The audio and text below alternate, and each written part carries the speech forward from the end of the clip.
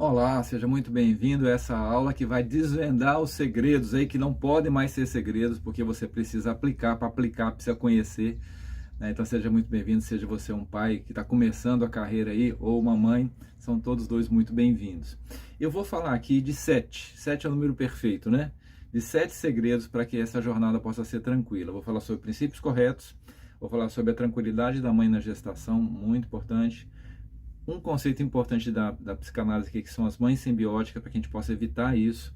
Pais ausentes omissos, que também é um problema. Vamos falar de função materna, função paterna e da posição infantil para a posição adulta. Então são assuntos que com certeza vão agregar muito valor a você que é um pai que está começando, uma mãe que está começando agora. Vale a pena, inclusive, se você está sozinho assistindo, depois convidar teu cônjuge para assistir também esse vídeo. Eu quero te dizer que eu já estive nesse lugar. A minha história começou em 89, quando eu me casei, e 91, quando a Rosemar engravidou. Aí veio a Bárbara aqui nessa foto, que está com 1 aninho, né? Mas eu fiquei angustiado com essa expectativa de não ser capaz de ser o pai que eu precisaria ser para os meus filhos. Não sei se você passa por isso, mas foi uma situação que aconteceu comigo. E então, eu comecei a estudar, inclusive, né, como eu poderia fazer isso melhor. Muito desse estudo dos últimos 30 e tantos anos vai chegar para você agora, para você poder saber agora, porque eu não sabia. Isso tudo que eu vou compartilhar com você eu não sabia naquela época. Com certeza eu poderia ter feito muito melhor, e você pode, caso você aplique esses princípios que eu vou compartilhar com você. Vou falar primeiro sobre princípios corretos. Princípio é uma verdade atemporal, serve para todas as pessoas em todos os lugares. Então é muito importante basear o seu processo educativo dos seus filhos em princípios corretos. Tá? Porque aquilo ali vai produzir resultados. Eu vou dar inclusive um exemplo quando terminar aqui da minha própria experiência com os filhos, né? E especialmente com o Miguelzinho, em relação a ensinar princípios corretos sobre finanças, tá certo? Obviamente isso se aplica a todos os 7 segredos aqui. Princípios corretos precisam ser aplicados para que as coisas aconteçam da maneira correta. Você não pode ver o futuro, mas você pode ter uma certa segurança em relação a ele, que é o objetivo nosso, ter mais tranquilidade, quando você está aplicando princípios corretos, perfeito? Então essa é a primeira questão. O segundo é a tranquilidade da mãe na gestação. Eu quero falar sobre 2 assuntos aqui, um de base fisiológica e um de base psicológica. E inclusive esse da questão hormonal, né, que é fisiológico, ele é um pouco delicado, então eu vou me deter mais à leitura, não vou fazer isso nos outros pontos, mas eu vou ler aqui, baseado nesse livro da Alan e da Bárbara Pisse, que eles trazem algumas pesquisas interessantes sobre essa fase de gestação da mãe e a importância dela estar tranquila nessa fase. Então, vou usar inclusive a foto do próprio livro. Então, diz o seguinte: hormônios em ação. Pesquisas demonstram que o padrão básico da formação do corpo e do cérebro da espécie humana é feminino. Então, nós todos nascemos como mulheres, né? Como que do sexo feminino. Disso resultam algumas características femininas sem função encontradas nos homens. Mamilos, por exemplo, eles têm também glândulas mamárias que não entram em funcionamento, mas conservam a capacidade de produzir leite. Conforme já dissemos, entre 6 e 8 semanas depois da concepção, o feto do sexo masculino recebe uma dose maciça de hormônios chamados androgênios, que primeiro formam os testículos e, num segundo momento, alteram o cérebro de um formato feminino para uma configuração masculina. Então, faz essa mudança. É o hormônio que faz isso. Se está programado para ser um menino, nasce como menina, né, concebido como menina, mas se transforma no menino nesses 2 aspectos, na questão dos testículos e na questão do cérebro. Quando esse feto não recebe, na época certa, a quantidade suficiente de hormônio, isso tudo tem a ver com a tranquilidade da mãe, tá, gente? 2 coisas podem acontecer. Primeiro, nasce um menino com o cérebro estruturalmente mais feminino que masculino e que provavelmente vai se descobrir gay na adolescência. Segundo, um bebê geneticamente do sexo masculino, com genitais correspondentes ao funcionamento do cérebro inteiramente feminino. Um transexual, biologicamente, tem um sexo, mas sabe que pertence ao outro. Às vezes, o bebê geneticamente masculino nasce com genitais de ambos os sexos. A geneticista Anne Moy, em seu revolucionário livro Brown in Sex, apresenta muitos casos de bebês geneticamente masculinos que ao nascer pareciam meninas e foram criados como tal até que na puberdade o pênis e os testículos apareceram. Então, como acontece aos bebês gays? Como vimos, se durante o início da gestação de um feto do sexo masculino ocorre uma baixa de testosterona, a chance de nascer um menino gay aumenta incrivelmente, já que os hormônios femininos é que vão configurar o cérebro. Estudos feitos na Alemanha nos anos 70 demonstram que mães que passam por situações de estresse durante o início da gravidez têm possibilidade 6 vezes maior de gerar um filho gay, principalmente o estresse causado por problemas emocionais, que vai falar um pouquinho sobre isso depois, e certas doenças faz cair o nível de testosterona, assim como alguns medicamentos que baixam esse nível. Da mesma forma, o álcool e a nicotina têm efeitos nocivos, enquanto que uma dieta adequada e uma vida tranquila só podem trazer benefícios. Todas essas afirmações são feitas com base em pesquisas efetuadas em vários centros de ciência do mundo. Aqui ele coloca inclusive algo que é utópico, mas que fica como norte, né? A mulher que planeja uma gravidez deve tirar longas férias. Seria bom, né? Em um lugar tranquilo e evitar contato com pessoas doentes ou negativas. Se a mulher pretende ficar grávida, é bom pensar primeiro em se dar um tempo e ver se há em volta fontes de estresse. Fundamental é procurar um médico e perguntar se algum remédio que esteja tomando pode alterar os níveis hormonais. Então isso aí é a questão hormonal. Eu acho que é uma informação relevante para que você possa, mãe, realmente ficar tão tranquila quanto possível, que você, pai, todas as pessoas que estão ao entorno aí dessa gestação, caso isso seja importante para você, possam ajudar nessa tranquilidade da mãe. As patologias do desvalimento. Então, Freud, que foi quem criou a psicanálise, ele definiu 3 fases: a fase oral, a fase anal e a fase fálica. Ele mencionou uma tal de fase antes da fase oral, mas ele não teorizou essa fase. Então, Maldavis, que ele teorizou a fase da libido intrassomática, tá? Então, que antecede a fase oral. Libido intrassomática, essa fase ocorre entre a gestação e os primeiros instantes de vida, 40 primeiros dias do bebê, em que a criança tem como principal desejo manter-se viva, e é a luta entre as pulsões de vida, Eros, e a pulsão de morte, Thanatos. Então, aqui acontecem as patologias do desvalimento. Por isso, de novo, a importância da mãe estar tranquila nessa fase. E tem um aspecto ali, logo que a criança nasce, que é esse conceito de que o espelho da criança é o rosto da mãe. É muito importante, que nós chamamos de mirada, né? Que a mãe, quando amamenta, possa olhar para a sua criança. Você é o espelho. Se você está... a criança pensa, eu sou... Se você...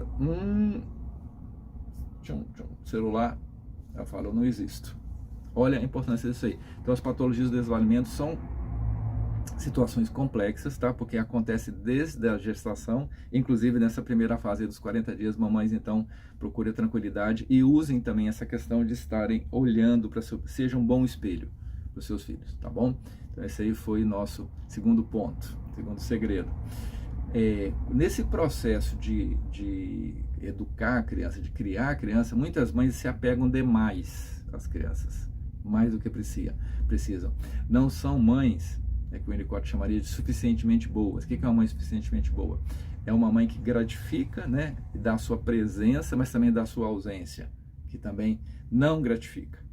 E às vezes acontece isso aqui, ó, sou tão você que sinto falta de mim mesmo. Então, esse processo de simbiose é um processo extremamente danoso. E o que resolve isso, na teoria psicanalítica, é a introdução do complexo de Édipo. O complexo de Édipo se inicia com a entrada do pai. Então, o pai precisa entrar, e na linguagem da psicanálise, precisa fazer esse corte, tá? Precisa fazer, inclusive é um termo estranho, né? Mas a gente chama de castração. Ele faz essa castração, ele corta ali essa relação de díade para se tornar essa tríade. Então, precisa, o Édipo é isso aqui, são os 3, tá bom? E a mãe simbiótica, muitas vezes, inclusive, né? Se ela não permite a entrada do pai, muitas vezes ela não permite a entrada do pai, e então o pai não entrando no circuito, fica só a mãe e bebê. A minha mãe, por exemplo, eu dou um exemplo aí, desculpa, fiz terapia, não confiava no meu pai para cuidar da gente, era só ela, tá bom? E isso é uma forma, talvez amena, mas tem formas mais graves desse processo. Isso, muitas vezes, né, é da ordem do inconsciente. Então, se você percebe isso e a mãe não consegue dar conta de assumir que isso é um problema, é interessante, dentro do possível, que ela passe por um processo analítico, né, e possa rever aí questões pessoais suas que estão te levando a ter o bebê como algo que precisa continuar como seu ali, seu pedaço, tá bom? Então vamos procurar eliminar essa questão da mãe ser biótica. E para isso, mães, deem voz a seus maridos, aos pais dos seus filhos. Isso é muito importante, tá? Tive paciente que começou a fazer isso quando os meninos tinham 6 e o outro 8 anos. É assim, porque era que mandava, né? O marido não tinha voz. Dá a voz. Eu tive colega de psicanálise que fez isso quando o menino tinha mais de 20 anos, porque ela entendeu a falha disso. Eu tive uma professora, por exemplo, né, uma professora fantástica que eu tive na psicanálise, que ela falou que, embora o marido dela não tivesse conhecer nada do que ela conhece, ela é fera, peça uma mulher que sabe, ela, né? Ela falou, ó, deixar meu marido fazer os treinos do jeito dele, estrambelhado lá, mas ele tinha voz em casa, entende? Então, deem voz. Essa é a questão das mães. E os pais não podem ser omissos, tá? Vou contar, inclusive, um exemplo que eu tenho uma amiga que o pai das filhas dela, né, da menorzinha, estava com 2 anos quando faleceu. E ela estava, então, na fase oral, tá? E ela não saiu dessa fase, ela continuou chupando o dedo até os 8 anos, né, quando eu conversei com ela, e ela não tinha a presença do pai para fazer esse corte. E eu falei, olha, o pai não precisa, eu estou falando sobre pais ausentes, né? Ele estava ausente, mas o pai é uma função, essa função pode ser nomeada. Claro que presente é melhor, né? Vou até falar mais sobre isso. Mas eu falei, nomeia o pai, tá? Fala assim, ó, seu pai, infelizmente o pai tinha falado que ele ia chupar dedo até os 2 anos. Seu pai falou, essa menina estava tendo sérios problemas de limitação, não conseguia aprender a ler, por exemplo, estava infantilizada, tá? E ela começou a nomear o pai, fala, papai falou, seu pai falou que você ia chupar dedo, só vamos parar. E ela foi trabalhando isso até que ela conseguiu se desvencilhar dessa fase oral e conseguiu progredir. Então, mesmo o pai que tem que viajar, ele pode estar presente, tá? E às vezes o pai está presente e é omisso, isso aí é uma coisa muito complicada. Falar um pouquinho da função materna. Eu coloquei só 3 tópicos aqui, né? E depois a gente expande isso, depois eu vou te dar uma boa notícia, aguenta aí. Então, aqui que está a questão que eu estava falando sobre ser uma mãe suficientemente boa, né? É função materna isso, tá? Equilíbrio é gratificação, não gratificação, presença e não presença, ausência, sim e não, entende? E nisso aí existe a entrada do pai no processo. O pai precisa participar do circuito para ter o complexo de Édipo. Depois eu falo mais sobre o complexo de Édipo também no outro momento, tá bom? Então, ser uma mãe suficientemente boa, isso é muito, muito interessante. Segundo ponto, provedor de necessidades básicas. Você vai amamentar, você vai cuidar. Claro que o pai pode ajudar com isso também, mas é função materna isso. Essa competência que as mulheres têm de estar mais voltada ao sentimento, ao carinho, é uma forma da criança aprender isso, tá? E ser acolhida, né, nessa fase do espelho. Não é a fase do espelho, porque na teoria a fase do espelho mesmo começa aos 6 meses, mas nesse espelho do rosto da mãe, tá? Nessa fase que a mãe é o espelho da criança. Muito importante. Outro ponto, função continente, que esse é um termo de Bion que é fantástico, um dos teóricos importantíssimos da psicanálise, que ele fala que você tem que acolher, né, as angústias, desejos, demandas e ataques agressivos da criança. Imagina um continente, você acolhe isso. Quando eu tive o primeiro contato com a psicanálise, foi em 89, nós tínhamos um grupo de estudo da obra de Freud com a doutora Yara, e ela estava ali conversando e tinha psicólogos, tinha alguns pediatras, tinha uma pediatra, por exemplo, que ela falou que quando ela atendia no interior, às vezes chegava uma criança em desespero com uma mãe em desespero. E quando ela percebia que a criança não tinha um problema sério, ela falava, não, tá tudo bem. Quando a mãe fazia assim, ó, a criança parava de chorar. Aquela mãe não estava sendo continente, entende? Então, a mãe continente, acolher essas demandas fantasiosas que a criança tem lá no inconsciente dela, inclusive, e ser o continente da criança. Perfeito? Falar um pouquinho da função paterna. Prover segurança e estabilidade. Estabilidade, inclusive, emocional, tá? É função do pai. A mãe coloca sentimento, o pai controla. O pai descontrola o sentimento, né? Grita e... É complicado. Vamos trabalhar aí, desenvolvimento pessoal, né? Posso ajudar. Já passei por isso, inclusive, né? Minha esposa às vezes pedia para eu ir lá resolver uma questão que ela não conseguia, eu fazia toda a programação, chegava lá, perdia o controle, começava a gritar com os meninos, não controlava o sentimento. Mas a gente pode aprender, tá bom? Então, prover segurança e estabilidade através de sua presença física e afetiva. Atuar no processo de separação, individuação, referente a díade, mãe e bebê, lá que produz simbiose, mãe e filho. tá bom? Importante isso aí, que é esse desenhozinho que eu tinha colocado aí. Estabelecer limites provendo a passagem do princípio do prazer para o princípio da realidade, que é um assunto que eu vou falar agora. É o pai que faz esse corte, tá bom? Que é muito importante. Então vamos falar um pouquinho sobre isso, dessa passagem. Algumas características aqui da posição infantil e que a gente quer que a criança ali com 6 a 8 anos passe para a posição adulta. Ninguém passa 100%, ninguém passa perfeitamente, mas tão bem quanto possível, tá bom? Então, primeira questão infantil, ilusão da posse de objeto. Qual é o objeto de amor da criança, de toda criança? A mãe.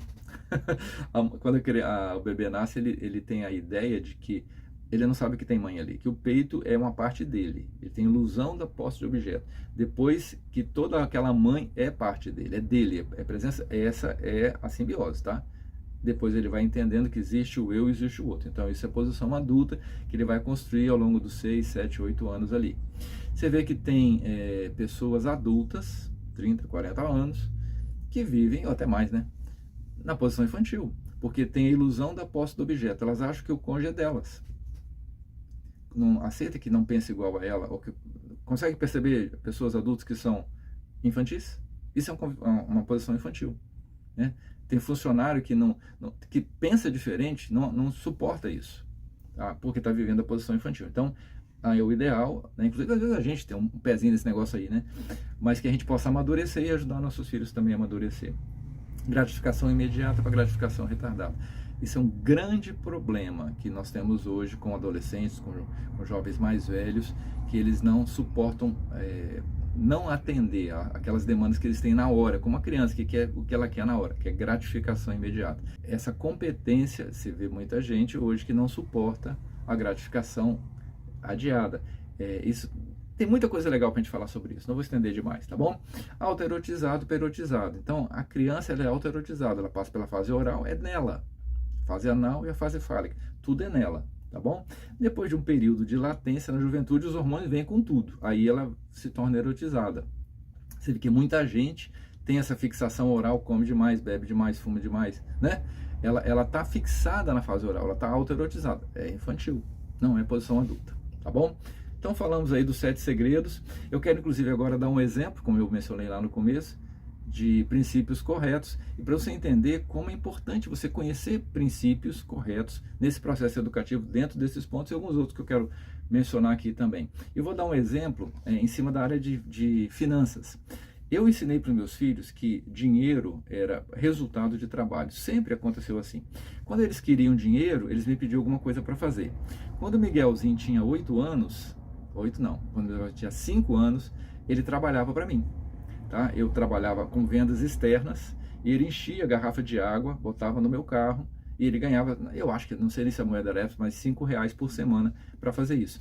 E todo o resto da vida eles queriam dinheiro, pediam alguma coisa para fazer e trabalharam cedo, né? Dentro, é claro que sem atrapalhar a escola.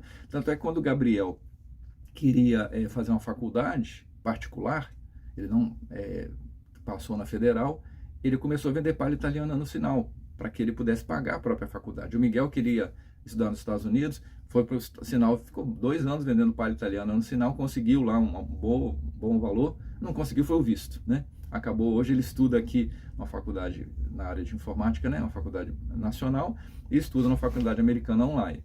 Mas ele não conseguiu para lá, desistiu, desanimou, agora está firmando o pé aqui, né? Tudo dê certo para ele firmar o pé, inclusive casar e tudo que está caminhando isso aí. Gostou então de aprender esses segredos? Está disposto ou está disposta a aplicar os segredos aí na prática? Imagina se a gente pudesse continuar estudando junto, aprendendo junto pelos próximos 8 anos, até que seu filho feche o Édipo.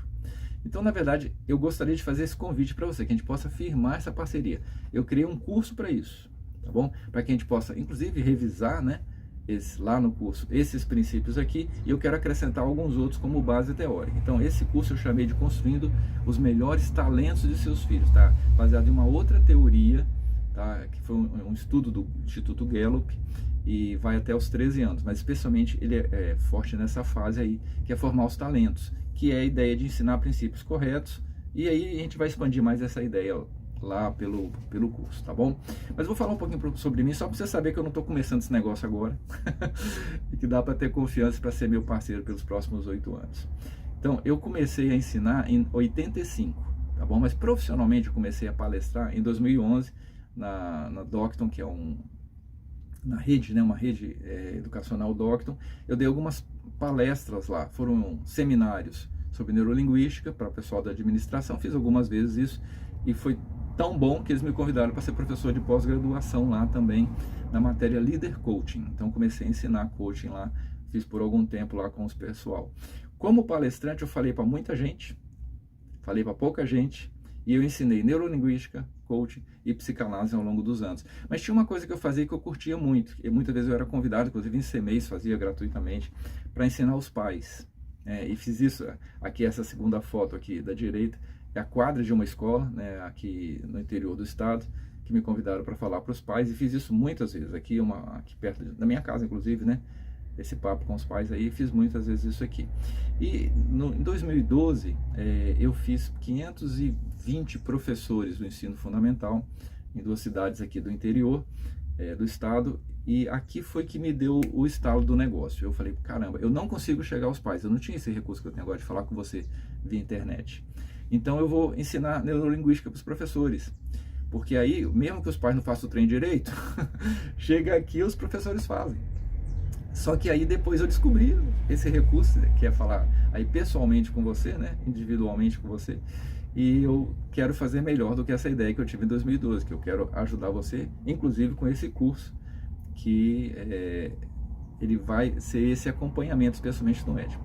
Dr. Yara Borges, em 1989, me encantou com a psicanálise. E eu falei com ela que eu queria ser um palestrante, né, mas eu fiquei tão encantado que eu falei, eu quero ser um psicanalista, que eu sou hoje, inclusive, psicanalista. Ela falou, Deslandes, muito melhor do que você ser um psicanalista, você ser um palestrante que domina a psicanálise, porque você vai poder ajudar um universo muito maior de pessoas, e é o que eu estou pretendendo fazer aqui, né? Vou falar um pouquinho do curso para você, né, nessa parceria que eu estou te convidando a fazer comigo. Ele aborda 4 pontos principais ali, e depois tem um super bônus, tá certo? Então ele vai falar sobre essa questão dos talentos, que esse instituto, ele descobriu que eles são sinapses formadas no cérebro, eles identificaram 34 talentos, especialmente dos 3 aos 13 anos. Lá no curso eu explico isso um pouquinho melhor, tá bom? E como você pode trabalhar para isso acontecer. Eu explico também 2 conteúdos da neurolinguística, que são os filtros e sua formação. Nós não lidamos, na verdade, com a realidade, nós filtramos a realidade baseado nesses filtros que a gente constrói, crenças, valores, memórias e mais 3 filtros que eu vou falar no curso. Nós construímos isso desde a infância, então nós julgamos o mundo baseado nas crenças que nós temos. Então quando nós construímos crenças que ajudam a gente a julgar o mundo de uma forma produtiva, nós julgamos o mundo de uma forma produtiva. Um exemplo bem simples disso, você vai, seu filho aí, vamos dizer que fez 18, 19 anos, vai procurar um emprego, ele tem crença de que ele merece ter aquela oportunidade, entende que esse filtro, tudo que acontecer no período da entrevista vai ser filtrado por eu mereço ter esse emprego, a empresa vai ser beneficiada comigo. Se ele acredita, eu não tenho capacidade, eu não gosto de trabalhar mesmo, são crenças diferentes. Ele vai talvez forçado a fazer uma entrevista de emprego, percebe que o resultado é diferente? Baseado nos filtros, na maneira como ele percebe o mundo. E eu vou ensinar você a formar os filtros corretos do seu filho. E visão, que é aquilo que define a nossa atitude, o nosso comportamento, a maneira que a gente percebe o mundo. E tem um módulo inteiro aqui falando a respeito de pressupostos da neurolinguística, ou seja, princípios, que é a nossa chave, de como perceber a comunicação, especialmente, e as relações. Isso muda completamente a nossa história de vida. Então, são conteúdos que vale a pena você aprender para ensinar para o seu filho desde a infância, e essa é a base teórica do curso. E o super bônus, então, nós vamos muito além. A gente vai revisar esses segredos, a gente vai revisar, inclusive, esses princípios aí da neurolinguística, inclusive dentro ali do Construindo Talentos eu falo bastante de inteligência emocional. Então, nós vamos trabalhar isso para que você possa se capacitar para aplicar para você e para aplicar para os seus filhos. É um encontro pelo menos mensal, conforme a demanda a gente faz mais de um por mês. E eu vou trazer princípios de livros que eu tenho lido aí nos últimos 30 anos. Quando Bárbara, né, minha esposa estava grávida, Bárbara foi nascer, eu comecei a estudar. Então a gente vai falar de educação dos filhos, desenvolvimento pessoal, relacionamento, finanças pessoais, que é importante ensinar para os filhos, entre outros, inclusive dinâmicas de coach para melhorar o relacionamento do casal, porque você e seu cônjuge se darem bem é importante para seus filhos, né? Isso é uma coisa que todo mundo entende isso. Então eu vou ajudar inclusive nisso dentro do curso. Então são muitas coisas que nós vamos trabalhar para que você possa ser um pai de primeira viagem fera, que sabe como fazer o negócio, tá? É uma mãe também, né? Quanto vale esse curso? Vale muito, tá? Mas não vou falar de quanto vale, eu vou falar de quanto custa, tá? E aí eu te pergunto, quanto custa e vai te custar um filho que não tem limites? Porque você não soube como fazer isso lá desde a infância. Quanto custa um filho de 40 anos dependente dos pais? Quanto custa um filho incompetente para lidar com frustração? Quanto custa a expressão, se eu soubesse, teria feito melhor? Isso tem um preço muito alto, né? Então, tranquilamente, esse curso poderia custar, vale muito mais, poderia custar 10 mil reais, mas não é nem metade disso. Custa menos do que esse celular que eu coloquei aí, você pode pagar dessa forma, tá? Se dividir pelos 8 anos que nós vamos estar juntos, 49 centavos por dia, ou 12 parcelas de 142, né? Ou à vista, 1.428. É só clicar aqui embaixo e nós vamos construir essa parceria. Eu te convido a fazer isso, tá bom? Nós vamos ter, como eu falei, a revisão de todo esse material e você pode então agora, né, começar essa jornada com o pé direito. Imagina se o que eu te mostrei aqui fez sentido para você, vai te ajudar. Imagina o que nós vamos poder fazer lá no curso, estando juntos por esse tempo, tá bom? Clica nesse botãozinho aí e a gente se vê no curso. Grande abraço.